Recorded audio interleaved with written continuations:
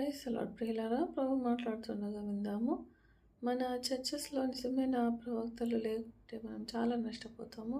అయితే ఒకవేళ ప్రవక్తలు నిజమైన ప్రవక్తలుండి మనకేమైనా చెప్తున్నట్టయితే మనం వాళ్ళ మాట వినకుంటే మనం ఇంకా నష్టపోతాం. సో, దావీదు కూడా జ బెత్షెబతో పాపం చేసినప్పుడు ఆహ్, తర్వాత ఆహ్, దేవుడు నాతాన్ అనే ప్రవక్తను పంపినప్పుడు ఆయన తన ప్రభు చిత్తాన్ని తెలియజేసినప్పుడు దావీదు అతన్ని పట్టుకొని చంపలేదు. కానీ ఏమన్నాడంటే, నీతిమంతులను కొట్టుట నాకు అభిషేకము. అటు అభిషేకాన్ని నేను త్రోసివేయకుందును గాక అంటూ ఆయన ఎంతగానో దావీదు ప్రవక్త ఎదుట తగ్గించుకున్నాడు. ప్రవక్తను దేవుని లెక్కనే చూశాడు. కాబట్టి దావీదుకు తెలుసు ప్రవక్తకు ఇంపార్టెన్స్ ఏంటో దావీదుకు తెలుసు. ఎందుకంటే ఆయన జీవితంలో సమూయేలు అనే ప్రవక్తను, నాతాన్ అనే ప్రవక్తను, గాద్ అనే ప్రవక్తను ఆయన వాడుకోవడం జరిగింది. సో, చర్చెస్‌లో కూడా దేవుడు ప్రవక్తలను ఉంచాడు.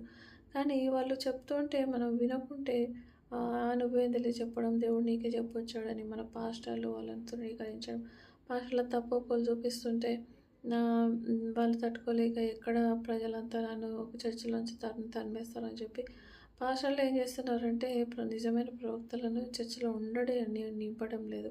కాబట్టి వాళ్ళు ఏం చేస్తున్నారు, బయట నుంచి వాళ్ళు ఇన్‌స్టాగ్రామ్‌లో, యూట్యూబ్‌లో ఎట్లో ఒకట్లా వాళ్ళు ఏం చేస్తున్నారంటే దేవుని ప్రజలను హెచ్చరిస్తున్నారు. పాస్టర్లకు కూడా హెచ్చరికలు పంపిస్తున్నారు.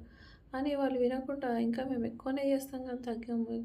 మాది చర్చ్, మా ఇష్టం అన్నట్టు వాళ్ళు విర్రవీగుతుంటే దేవుడు తప్పకుండా శిక్షనిస్తాడు. అయితే అందరూ మారు మనసు పొందాలి. ఈవెన్ పాస్టర్లు కూడా తప్పిపోకూడదు అనేది దేవుని చిత్తం కాబట్టి దేవుడు ఫస్ట్ ఒక వార్నింగ్ ఇవ్వడంలాగా ప్రవక్తను వాడుకుంటాడు.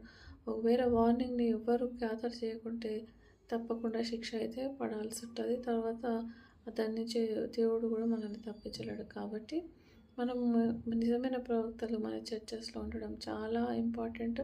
ఒకవేళ మీ పాస్టర్ ప్రవక్తలను మెచ్చడం లేదు, నచ్చడం లేదంటే మీ పాస్టర్ సాతానిక్ పాస్టర్ కాబట్టి అతడు నిజమైన ఏలియా లాంటి ప్రవక్తలను తరిమేస్తూ జెజబేలు యొక్క బయలు ప్రవక్తలను పెంచి పోషిస్తున్నాడని మీరు గ్రహించాలా.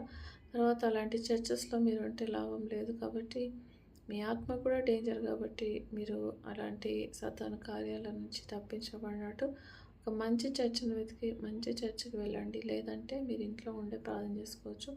దేవుడి వాక్యాన్ని దీవించి ఆశీర్వదించును గాక. ఆమేన్.